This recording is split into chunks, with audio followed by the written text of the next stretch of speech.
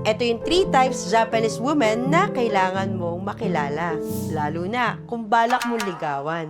Number 1 is yung traditional woman, or mas kilala rito na Showa Onna. Ito yung mga classic or old school. Expert sa gawaing bahay, submissive din ito maging asawa.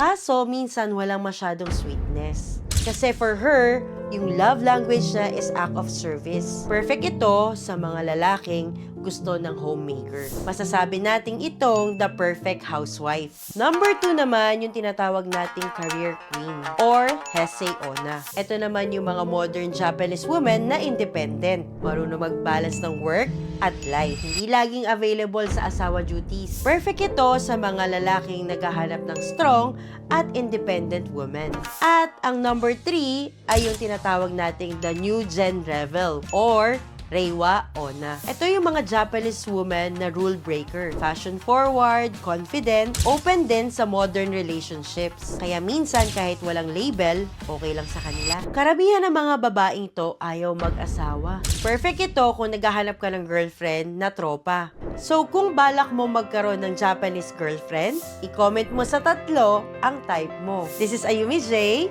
Let's explore love and culture sa Japan.